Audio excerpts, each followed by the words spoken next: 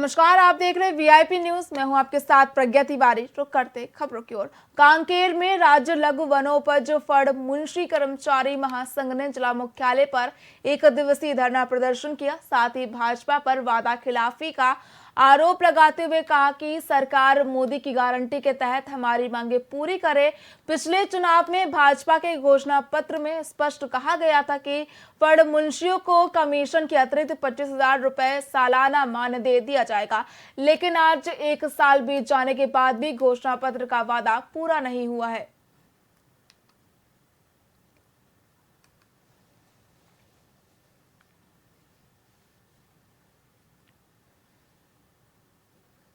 हमारी मांग, मेरा नाम तो रोहिदास सोरी है। मैं नरहरपुर ब्लॉक से बिलोंग करता हूँ। हमारी मांग ये है कि भाजपा के जो घोषणा पत्र है कि हम फड़ मुंशियों को कमीशन के अतिरिक्त 25,000 रुपये देंगे करके, वो है प्रमुख मांग। और दूसरी मांगे हमारे ये है कि प्रतिवर्ष नियुक्ति अलग से किया जाता है। हमारी मांग, मेरा नाम तो रोहिदास सोरी है। मैं नरहरपुर ब्लॉक से बिलोंग करता हूँ। हमारी मांग ये है कि भाजपा के जो घोषणा पत्र है कि हम फड़ मुंशियों को कमीशन के अतिरिक्त 25,000 रुपये देंगे करके, वो है प्रमुख मांग। और दूसरी मांगे हमारे ये है कि प्रतिवर्ष नियुक्ति अलग से किया जाता है। हमारी मांग, मेरा नाम तो रोहिदास सोरी है। मैं नरहरपुर ब्लॉक से बिलोंग करता हूँ। हमारी मांग ये है कि भाजपा के जो घोषणा पत्र है कि हम फड़ मुंशियों को कमीशन के अतिरिक्त 25,000 रुपये देंगे करके, वो है प्रमुख मांग। और दूसरी मांगे हमारे ये है कि प्रतिवर्ष नियुक्ति अलग से किया जाता है। हमारी मांग, मेरा नाम तो रोहिदास सोरी है। मैं नरहरपुर ब्लॉक से बिलोंग करता हूँ। हमारी मांग ये है कि भाजपा के जो घोषणा पत्र है।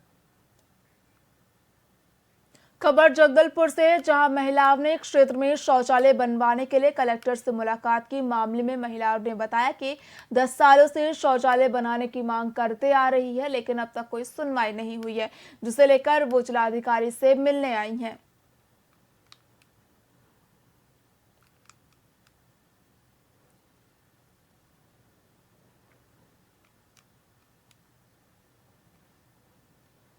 कितने साल हो गए शौचालय नहीं मिला?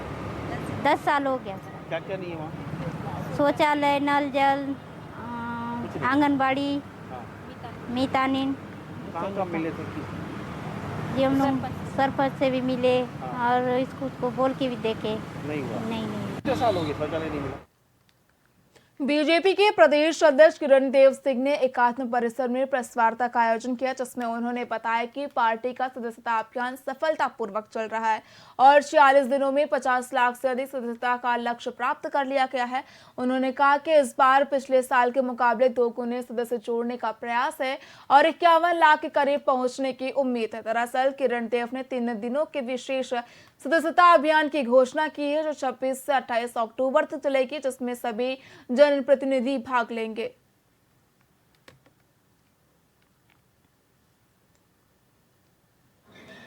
बहुत बहुत धन्यवाद आदरणीय अमित शिमनानी जी। सबसे पहले तो आज की इस प्रेस वार्ता में आप सभी का, प्रिंट और इलेक्ट्रॉनिक मीडिया के सभी पत्रकार बंधुओं का, बहनों का बहुत बहुत अभिनंदन है। आप सभी का बहुत बहुत स्वागत है। मुख्य रूप से आज की इस प्रेस का जो हमारा जो एक संगठन का महापर्व, जिसको भारतीय जनता पार्टी पूरे देश में मना रही है, हमारा सदस्यता अभियान, इसको लेकर, इस विषय को लेकर आप सभी के समक्ष उपस्थित होना हुआ है। आज की इस प्रेस वार्ता में हमारे आदरणीय नवीन मार्कंडेय जी और हमारे अनुसूचित जाति मोर्चा के प्रांत के अध्यक्ष भी हैं, और इस पूरे सदस्यता अभियान में हमारे जो प्रभारी हैं अनुराग सिंह देव जी, उनके साथ सहयोगी के रूप में सह प्रभारी की दृष्टि से पूरे प्रांत में सदस्यता अभियान को गति देने में बहुत बहुत धन्यवाद आदरणीय अमित।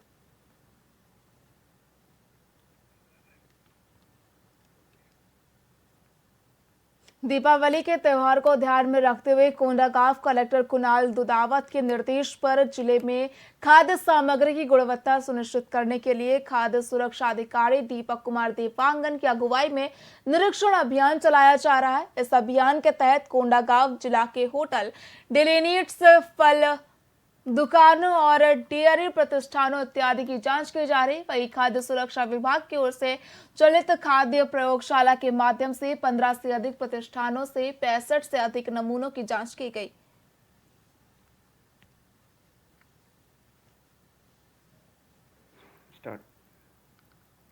त्योहारों के नज़दीक आते ही मिठाइयों की खपत बढ़ जाती है। इसे पूरा करने हेतु मिठाई व्यापारी जो है अधिक से अधिक मिठाई बनाने के चक्कर में मिठाई की गुणवत्ता के साथ लापरवाही करते हैं। इसके साथ ही बाहर से दूध और खोआ भी मंगाया जाता है, जिसमें मिलावट होने की आशंका रहती है। इसे ही जांचने के लिए खाद्य एवं औषधि प्रशासन द्वारा मिठाई दुकानों का सतत निरीक्षण किया जा रहा है। चलित खाद्य प्रयोगशाला के माध्यम से अभी तक कुल 15 प्रतिष्ठानों से 65 खाद्य नमूनों की मिठाइयों की जांच की गई है। फिलहाल मिलावट का कोई प्रकरण अभी तक सामने नहीं आया है, परंतु मिठाई की अन्य पैमानों पर गुणवत्ता जांचने के लिए नमूने लेकर के राज्य खाद्य परीक्षण प्रयोगशाला भेजे जा रहे हैं।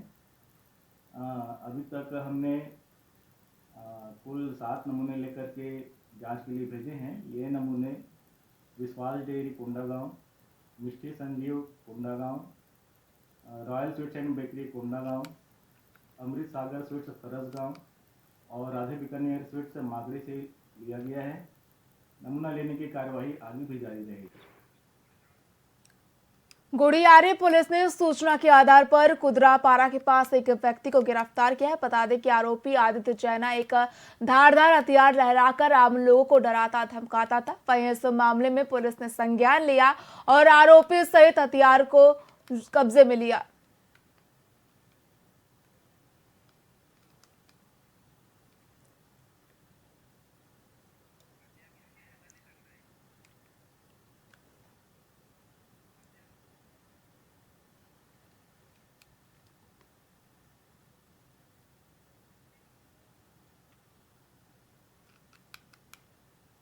छत्तीसगढ़ के मुख्यमंत्री विष्णुदेव साय ने मंत्रालय में छत्तीसगढ़ राज्य पिछड़ा वर्ग कल्याण आयोग के अध्यक्ष RS विश्वकर्मा से आयोग का प्रतिवेदन प्राप्त किया। बता दें कि इस आयोग का गठन 3 माह पहले अन्य पिछड़ा वर्ग की सामाजिक, शैक्षणिक और आर्थिक स्थिति के लिए अध्ययन के लिए किया गया था।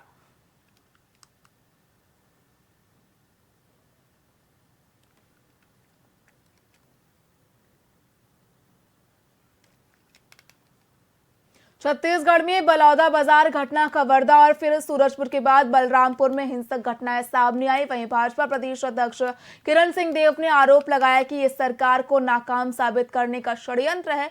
उन्होंने कहा कि पहले से ही सामने आ चुका था, जब बलौदा बाजार की घटना हुई तभी इसकी जानकारी मिल गई थी। ये सब षड्यंत्र के अनुरूप हो रहा है, लेकिन हमारी सरकार प्रतिबद्ध है। मुख्यमंत्री और गृह मंत्री ने इस पर संज्ञान लिया है और मैं आप सभी को आश्वस्त करता हूं कि इस तरह की घटनाओं पर लगाम लगेगा। देखिए, एक प्रश्न के उत्तर में मैंने इस बात को कहा भी था पहले भी कि बलौदा बाजार की जो घटना है उसी समय से ये परिलक्षित होने लग गया था कि एक योजना, एक षड्यंत्र के तहत और इस तरीके के जो घटनाक्रम होते हैं उस घटनाक्रम में सरकार को अस्थिर करने की दृष्टि से या किसी प्रकार से इसके मूवमेंट अलग तरीके से जनता के बीच में और जाने की दृष्टि से निश्चित रूप से ऐसा प्रतीत होता है।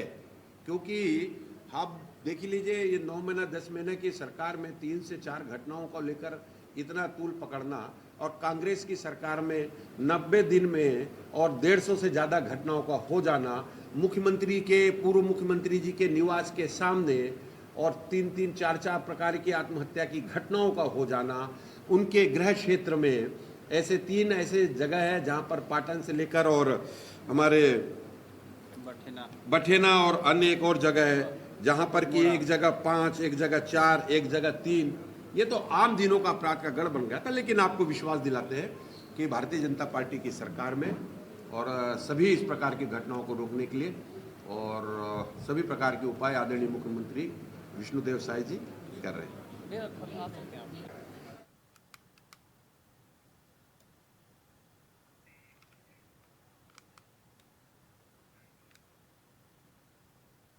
रायपुर दक्षिण विधानसभा उपचुनाव के लिए भाजपा प्रत्याशी सुनील सोनी ने शक्ति प्रदर्शन कर अपना नामांकन दाखिल किया है।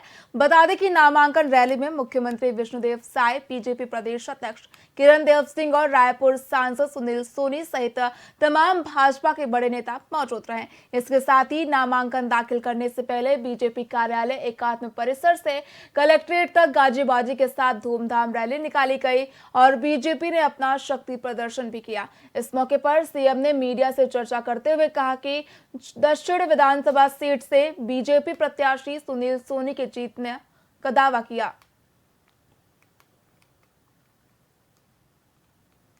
सभा उपचुनाव के लिए श्री सुनील सोनी जी नामांकन दाखिल किए हैं। हमारे प्रदेश के सम्माननीय अध्यक्ष, हमारे मंत्रिमंडल के साथीगण, विधायकगण और हमारे संगठन के वरिष्ठों के सबकी उपस्थिति में नामांकन दाखिल किए हैं। दमखम कहाँ दिखा रहे हैं, हम तो अपनी मजबूती दिखा रहे हैं और ये सीट तो भारतीय जनता पार्टी की ही रही है। आदरणीय बृजमोहन अग्रवाल जी जो अभी सांसद हैं, 8 बार विधानसभा का चुनाव जीत चुके हैं और हम लोगों का जो विकास का काम है भारत सरकार का और प्रदेश सरकार का, और जो ये हमेशा से भारतीय जनता पार्टी की सीट रही है।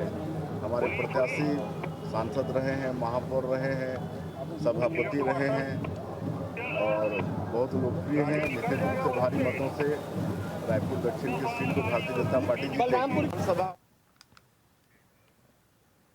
कांग्रेस प्रत्याशी आकाश शर्मा ने रायपुर दक्षिण विधानसभा उपचुनाव के लिए नामांकन भरा। बता दें कि नामांकन रैली में पूर्व सीएम भूपेश बघेल ने भाजपा सरकार पर हमला बोलते हुए कहा कि प्रदेश में अपराध, बेरोजगारी और गरीबी बढ़ रही है। उन्होंने रायपुर को अपराध का गढ़ बताया है और कहा कि बाहरी कहचाने से आकाश शर्मा का अपमान हो रहा है। इस दौरान रैली में कई दिग्गज कांग्रेस नेता भी शामिल हुए।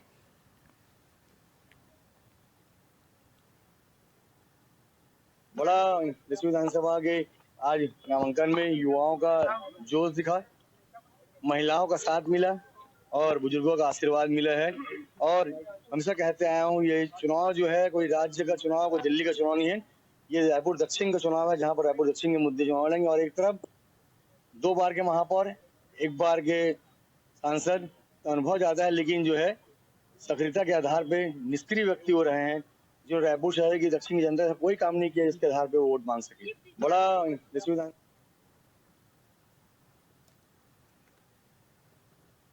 फिलहाल खबरों में इतना ही। देखते रहिए VIP न्यूज़। नमस्कार।